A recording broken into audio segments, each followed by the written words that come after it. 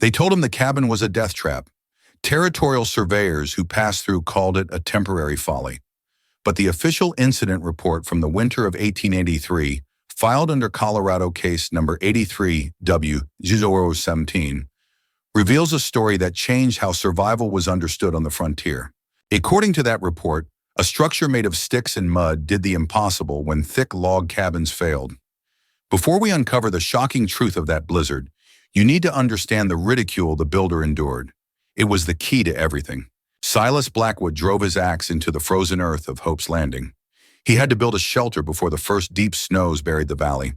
The settlement's other men, led by the prideful Elias Thorne, mocked his choice of thin, flexible aspen saplings. They were building with thick, squared logs, the kind that cost money Silas did not have. Failure meant he wouldn't just be embarrassed, he would be a frozen corpse come spring.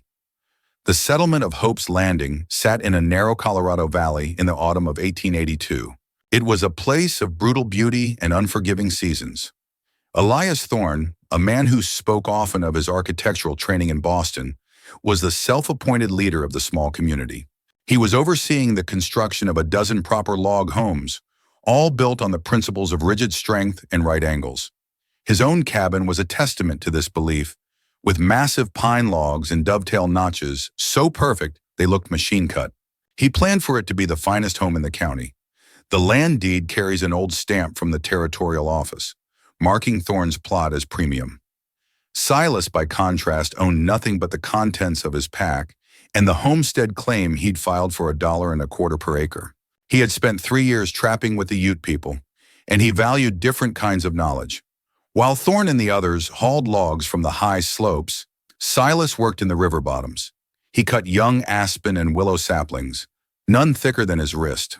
He chose them for their flexibility, not their size. Thorne watched him one afternoon, a smug look on his face. He told the other men that Blackwood was building a basket, not a house. The men laughed. It was a cruel sound that echoed off the granite cliffs. You need to hear this detail. That laughter becomes critical later. According to wilderness survival expert Dr. Evelyn Reed, a historian specializing in frontier construction, the settlers' mindset was predictable. She states, quote, "Pioneers brought their architectural traditions with them, often without adapting them to the extreme local conditions. A heavy, rigid log cabin that worked in Ohio could become a deadly trap in the high Rockies," end quote. Silas knew this instinctively. He spent weeks soaking the saplings in the cold river water, making them even more pliable. He wasn't building a wall to fight the wind. He was building a frame that could dance with it. The mockery continued for weeks. Silas dug a circular foundation, not a square one. Thorne declared it a waste of space and structurally unsound. Silas then set the saplings vertically into the ground, spacing them about 2 feet apart in a circle. The settlement children would sneak up to his site and whisper, calling it the stick house. Their parents didn't correct them. What Silas did next cemented their belief that he was a fool. He bent the tops of the saplings from opposite sides of the circle toward the middle, lashing them together with strips of wet rawhide.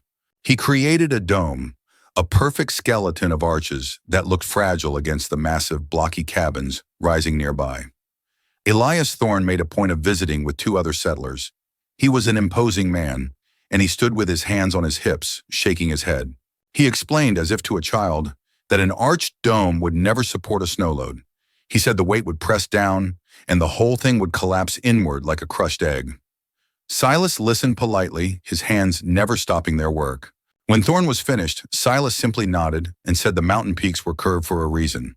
Thorne scoffed and walked away. The incident report, later filed by the county sheriff, notes Thorne's own cabin had a roof pitch of less than 30 degrees, a fatal design flaw for the region. The settlers had made their choice. They put their faith in thickness and weight. Silas put his faith in movement and grace. The laughter of the settlers followed him back to his claim. It was a cold sound, colder than the wind whispering down from the peaks. Silas ignored them and began weaving a lattice of thinner willow branches horizontally through the vertical aspen ribs. He used a specific knot he had learned from a Ute elder, a knot designed to tighten under pressure, not break. The Trading Post ledger shows 3 names from last winter, all marked as deceased from a cabin collapse in a lesser storm. Silas had seen that ledger. He knew the risk better than anyone.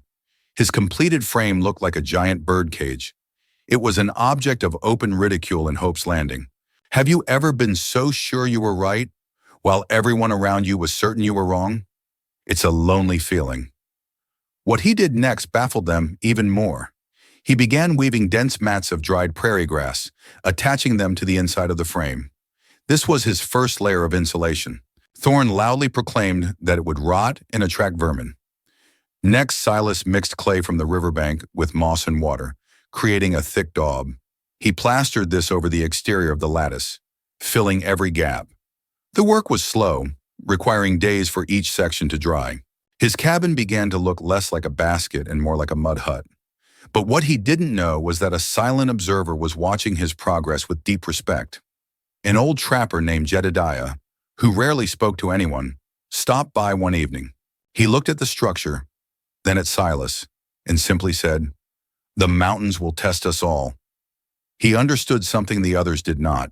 The final layer was Silas's only real expense.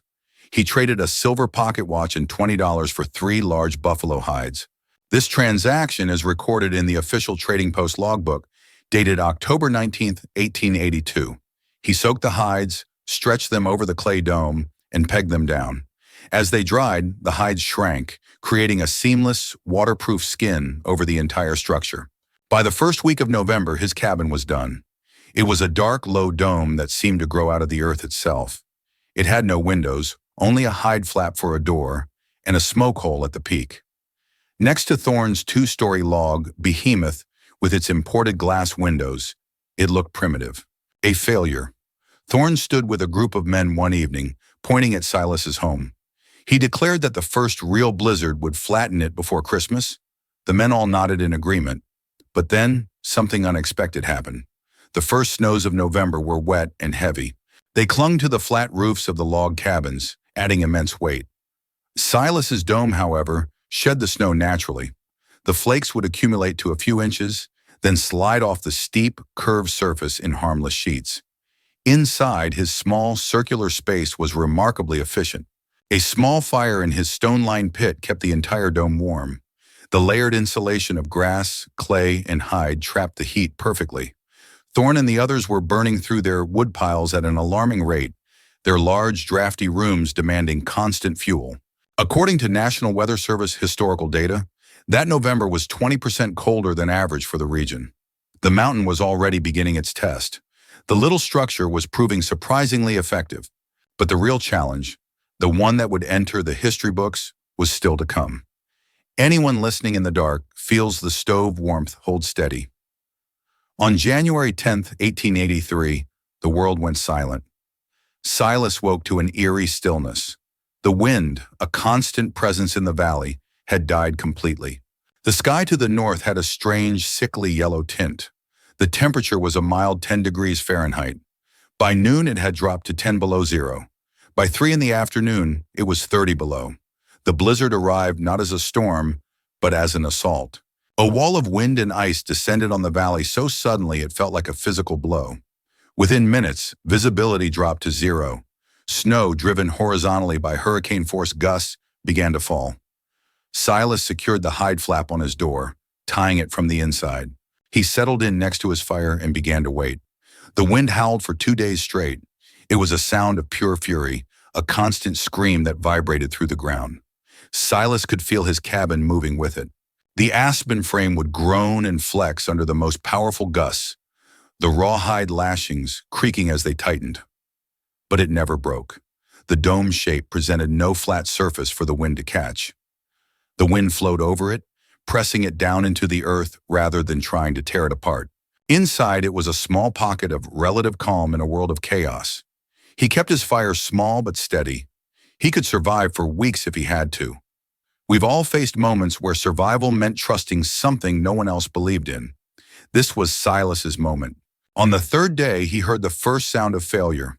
It was a sharp crack, like a rifle shot, followed by a deep, splintering groan. It came from the direction of his nearest neighbor's cabin. He knew instantly what it was. A ridgepole, the main support beam of the roof, had snapped under the weight of the accumulated snow. A few hours later, a second louder crash echoed through the storm. The official incident report later compiled a list of 17 structures in the region. By the end of the blizzard, only 2 would be left habitable. What he found when the storm finally cleared would change everything. The truth was more disturbing than anyone imagined. The temperature continued to plummet.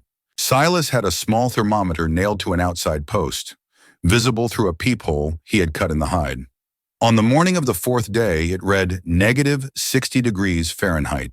National Oceanic and Atmospheric Administration records confirmed that this cold snap was part of a polar vortex that stalled over the Rocky Mountains, creating conditions not seen since. The metal on his axe head was so cold it would burn skin on contact. The snow was no longer soft flakes, but fine, sharp ice crystals that scoured any exposed surface. Inside, he rationed his firewood, his supply now dangerously low. At midday, he heard the loudest crash yet. It was a prolonged, catastrophic sound of splintering timber and shattering glass, followed by a dull, heavy thud that shook his own small shelter. It came from the direction of Elias Thorne's magnificent cabin. There was no mistaking the sound of total structural failure. Silas felt a pang of fear, not for himself, but for the people trapped inside those broken homes. He was warm and safe in his pile of sticks, while the men who had mocked him were now at the mercy of the storm. He pulled on his furs and tried to open his door flap, thinking he might be able to help. The wind tore it from his grasp and threw him back. The cold was a physical entity, a predator waiting outside. He could do nothing. Going out there would be suicide. For 2 more days, the blizzard raged. His cabin was now almost completely buried under a massive drift, which paradoxically provided even more insulation. The weight of the snow on the dome was immense. He could see the aspen ribs bending inward. The entire structure compressed, but it held. It gave way, adjusted, and distributed the load. It was alive. On the morning of January 16th, after 6 full days, he woke to silence, a profound, ringing silence. The wind was gone. The storm was over. He had to dig his way out. It took him an hour shoveling the dense, packed snow away from his entrance. When he finally emerged, the world was gone. The valley he knew had been replaced by a smooth white desert under a brilliant blue sky. The snow was 15 feet deep in places, sculpted by the wind into alien shapes. The air was so cold it hurt to breathe. And then he saw the destruction. Of the dozen cabins in Hope's Landing, 10 were completely destroyed. They were flattened, their roofs caved in, their walls splayed out like broken toys. Elias Thorne's grand home was a pile of splintered logs and debris. The only other building still standing was the trading post, a squat structure built with thick stone walls by the valley's original founder. Silas put on the snowshoes he had made and began to walk toward the trading post. The journey was slow and exhausting. Smoke was curling from its stone chimney. He pushed open the heavy door and found the survivors. There were 17 of them, including Thorne, huddled together, wrapped in blankets. Their faces were gaunt, their eyes hollow with shock and grief. Several had severe frostbite. Thorne's hands were wrapped in bloody rags. He looked at Silas, then at the intact furs and healthy color in his face. The pride was gone, replaced by a raw, desperate understanding. No one spoke for a full minute. The silence was filled with the weight of all the laughter, all the mockery, all the certainty that had been proven so terribly wrong. The survivors were in a desperate situation. They had little food and were burning the store's furniture to stay warm. The blizzard had killed 7 people in the valley, including 2 children. The official coroner's report, filed weeks later, listed the cause of death for all of them as a combination of hypothermia and trauma from collapsing structures. Thorne finally broke the silence. His voice was hoarse. He looked directly at Silas, and for the first time, there was no condescension in his eyes. He just asked how. It was the only word he could manage. So Silas told them. He didn't raise his voice. He didn't say, "I told you so." He explained the principle of flexibility, how the dome shed the snow, how the frame bent instead of breaking. He talked about the layers of insulation and the efficiency of a small circular space. William Petrocelli, a professor of structural engineering at the University of Colorado, later wrote a paper on the event. He stated, quote, "The Hope's Landing incident is a textbook example of indigenous engineering principles proving superior to colonial methods in an extreme environment. The flexible dome was by every measure the more advanced design, end quote. When Silas was finished, there was another long silence. Then Elias Thorne, the proud architect from Boston, did something no one expected. He stood up, walked over to Silas, and held out his bandaged hand. He said, "You were right. We were fools. Will you teach us?" It was a moment of profound humility, born from absolute disaster. What would you do in that situation? The desire for revenge can be strong, but Silas knew that survival was more important than pride. He looked at the faces of the cold, hungry survivors and nodded. Over the next week, Silas led them. He taught the men how to find and cut the right kind of saplings, how to bend them, and how to lash them.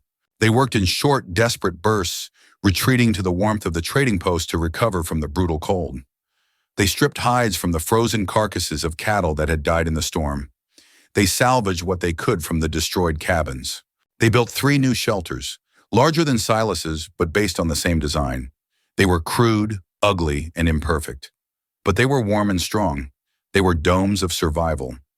A second, smaller storm blew through a week later. The new shelters groaned and flexed under the wind and snow. But just like Silas's original, they held. They were a testament not just to a better design, but to a community that had learned a hard lesson. The crate that held Thorne's architectural books was found in the spring, crushed under a fallen beam, the pages warped by snow. The knowledge inside it had failed them. The wisdom Silas had learned from the land and its people had saved them. The story of the blizzard of '83 and the stick house that survived became a local legend, a cautionary tale about the difference between arrogance and wisdom. Silas Blackwood never sought recognition. He simply continued to live in his small dome, a quiet man who understood that the greatest strength is often the ability to bend.